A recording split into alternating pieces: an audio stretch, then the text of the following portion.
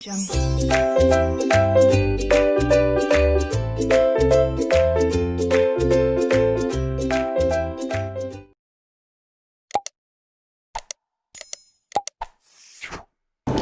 hello everyone, and welcome back to my channel named Learning to Learn.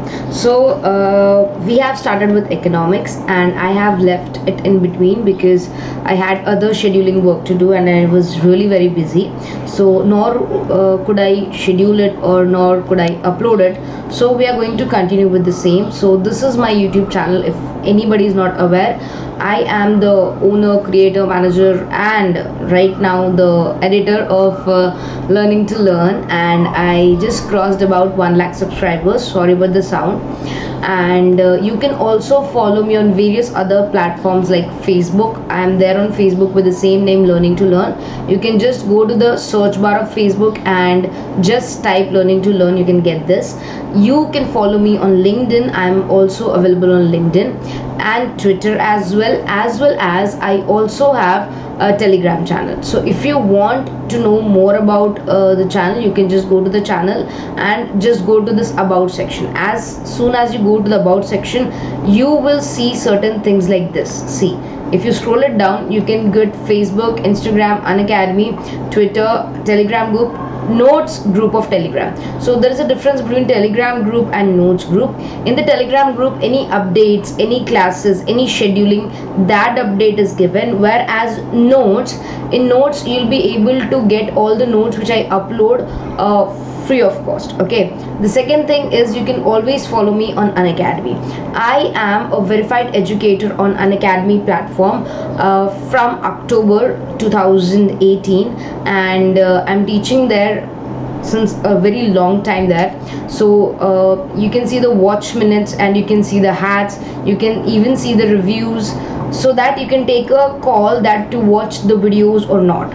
I usually teach for NTA UGC Net Commerce paper 1 and commerce, so you can watch my videos. Right now I am continuing with 2 different courses. That is complete course on paper 2, that is for detailed course on commerce for 2021, and detailed course on paper 1 2021. So this is I have started, and you might have missed 5 classes till now, but if you want to get the subscription, you can, and we could start with this. So if you don't have Unacademy Plus subscription, you can always get an Unacademy Plus subscription by using this referral code. By chance, if you use this particular referral code, you're going to get 10% instant discount.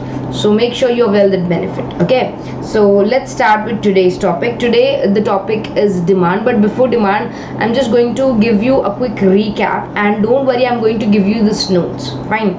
So this is everything about me. I am the owner and the manager of the channel named Learning to Learn. I've completed my BBA. This is all the background information about me.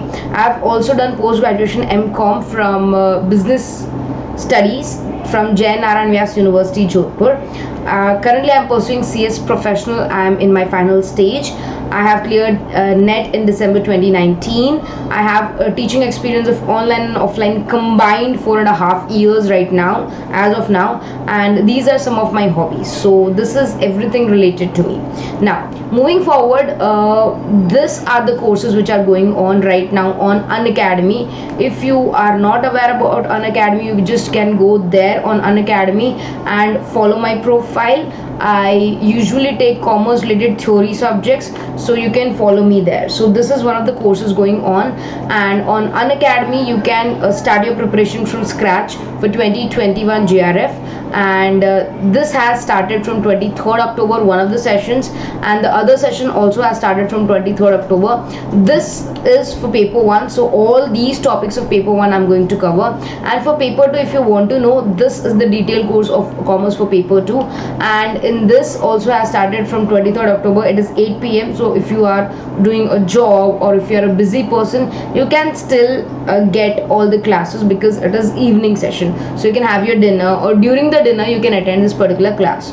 And these are the topics which I'm going to clear: international environment, business economics, financial management, including various tricky questions. Now, this is what we have done in last. We have done microeconomics and macroeconomics. Now, I know that this particular area, this particular area would be blocked because of my image, but don't worry, as soon as we start reading it, I'll make sure I reduce the size of that particular image so that you'll be able to understand it in a better manner. Okay, now shall we start with today's topic? I guess let's start.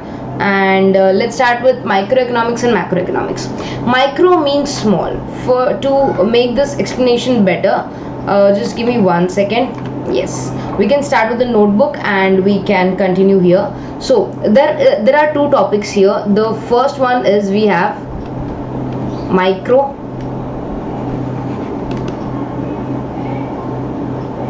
Okay, the first one we have here is micro, and the second one here we have is macro. Now, what do we understand the difference between micro and macro? Micro means the small study. Small study means when we study about an individual. Let me reduce the size 1 second.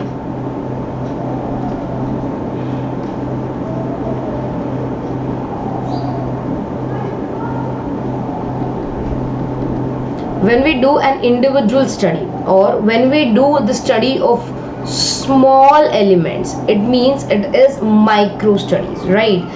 But whereas if I talk about macro, it is the study of whole or large number of population. For example, in micro we understand the demand related to an individual demand, whereas in macro we study the topics like GDP, gross domestic product, NDP, net domestic product, national income, per capita income, etc. So there is a vast difference between microeconomics and macroeconomics, you need to understand. And right now this particular course we are heading towards the microeconomics element. Okay, so this is microeconomics and this is macroeconomics. Let us start learning each one by one.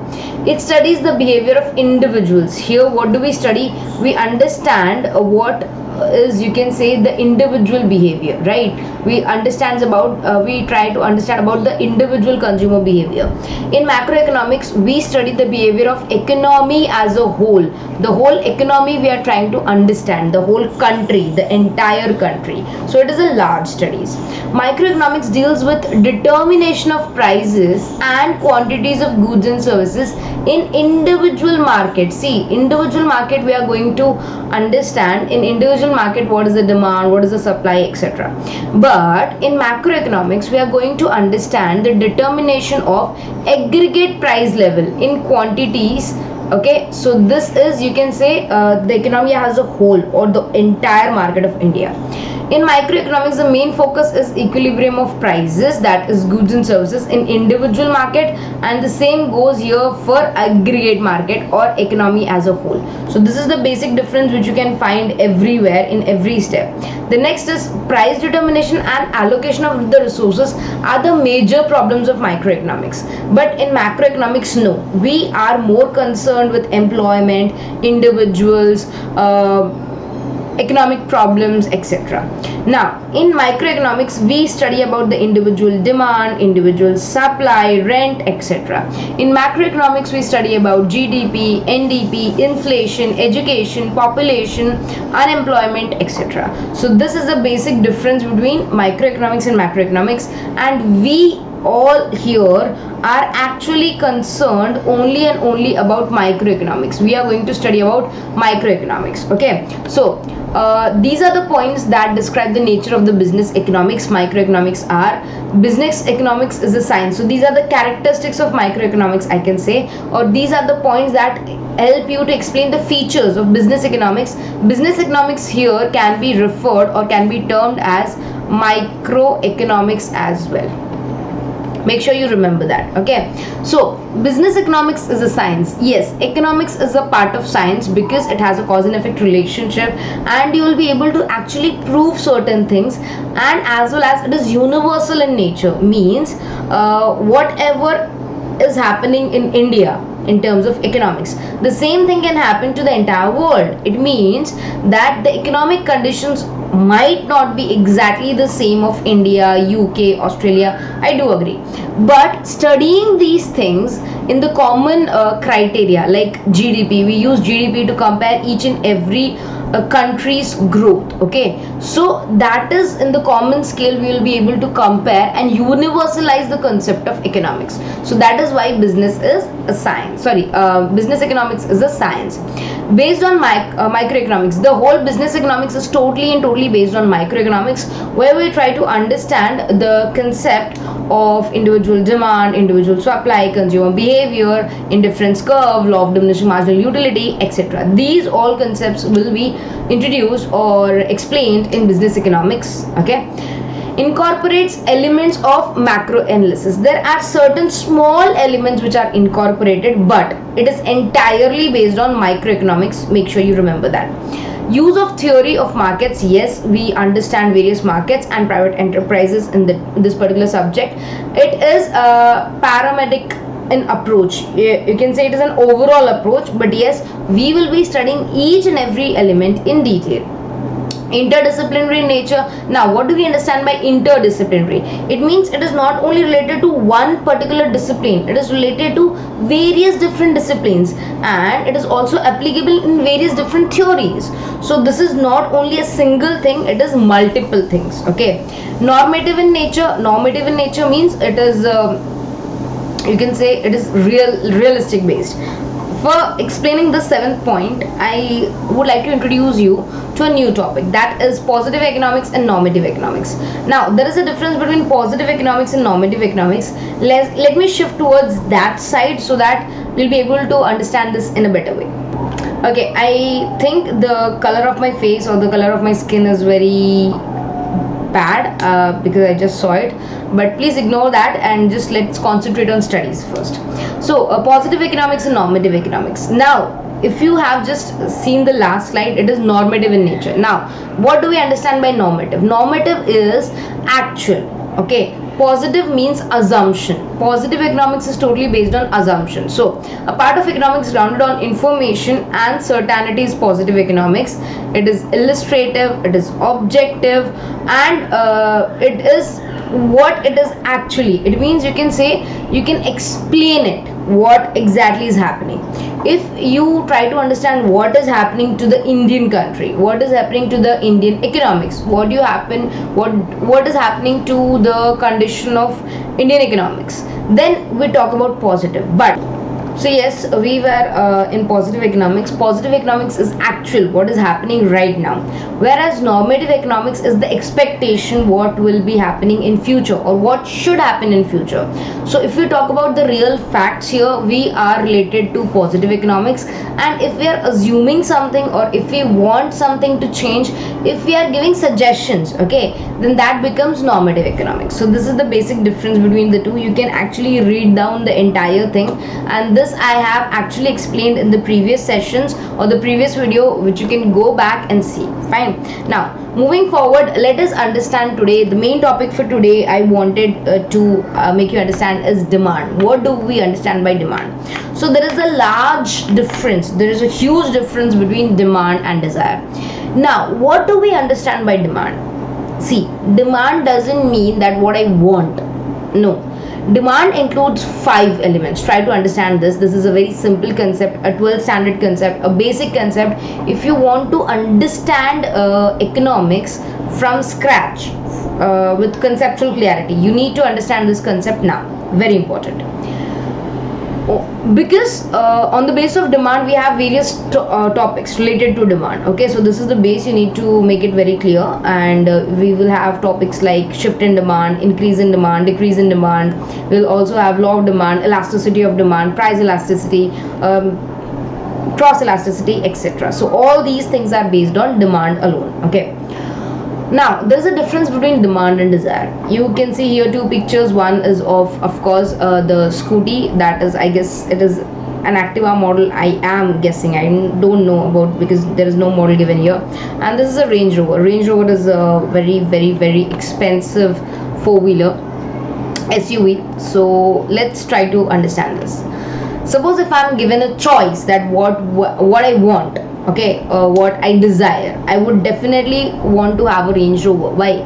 Because this is comfortable and four people can travel together. It is luxurious and it has its own class, etc. But if I want to buy a Range Rover, it is like 99 lakhs around. So I don't have that kind of budget. Come on, I cannot purchase that. I don't have that money. Fine. And if I had, I would not be making this video right now. Okay.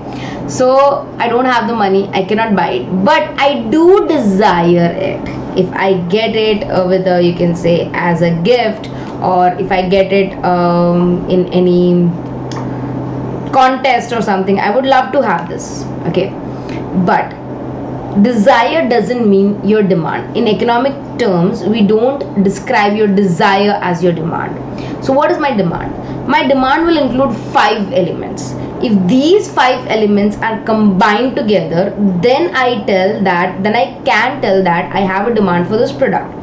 A simple example, scooty. I might have a desire to purchase. Yes, it will give me an independence to a mobility to move around the entire city. Okay, I can travel very easily. I don't have to book a cab or wait for a bus or take a auto. It will give me independence, okay, at least. So first of all, I have a desire. Yes, that will help me a lot. And if I have a job tomorrow or I am going to do PhD, this will be really helpful for me. So yes, I do have a desire. Yes, that's correct. After that, willingness to buy. Do I have an interest in buying this item? Yes, I do have the willingness to buy. Yes, I want to buy a scooty. The next is ability to pay. Am I able to pay? Reasonably, yes. And if not, for example, if the financial condition is not there, I can take a loan always. Okay, I can take it on EMI and easy monthly installments. I'm going to pay it every month, like 5,000 or 7,000, whatever it comes up to. And there's a particular price, right? Yes, now right now we have a range of 70,000 to 80,000 in which we can buy an entire scooty, including the accessories and papers and everything combined. So yes, it's inside my budget, inside my price range, and even if I take a loan today, I'll be able to buy it. Okay, so yes, and a particular point of time, yes, I want to buy it today. Okay, if these 5 elements are combined together, then we call it as a demand. Suppose if I just skip one of these elements, then it cannot be called as demand. For example, I'll take a very simple example for you guys. See, suppose if I'm talking about the same thing, but with reference to the Range Rover here. Okay, suppose if I'm talking about the Range Rover, I have a desire. Yes, I do have the biggest desire to purchase this car. Am I willingness to buy? Yes, I want to buy it. I want to be the owner of a Range Rover. Yes, I want to buy it. I have the willingness to buy. Do I have the ability to buy? Do I have the budget? Do I have the money? No, I don't have the money. I cannot afford it. At this price, no. At this price, not at all. No. And at this time, I don't have the money right now, but might be after 2 years, 3 years, or after a decade, I would have the money. Then I would like to buy it. So if there is one element missing, we cannot call it as a demand. So when can we call it as a demand? We can call it as a demand if we are able to satisfy all these 5 elements together. Okay, so then it is called as demand. Now please try to understand one thing, that this scooty or buying the scooty or going to the mall or going to the shopping mall or going to a service station and buying the scooty is not a demand. No, you should have the desire also to buy that. You should have the willingness also. You should have the ability also at a particular time and a particular price. Then only we can call it as a demand, or else we cannot call it as a demand. So this was the basic for today, that what do we understand by demand. So this is demand entirely, and in the next coming up videos we will be understanding the types of demand, the various types of demand, and after that we'll be also trying to understand the various determinants of demand. Determinant means the various things, the various topics that affects the demand, that either increases the demand, decreases the demand, influences the demand in any way. So this is what we are going to do in the future sessions. So make sure you stay tuned to this channel, and if there is still any doubt, still any problem, please do let me know. Follow me everywhere and get the notes, and if you still have any doubts, please do let me know. I would love to hear your doubts. So take care, subscribe to this channel, like this channel if you like the content, and comment any problems or doubts in the comment section. Take good care of yourself, study hard, bye bye.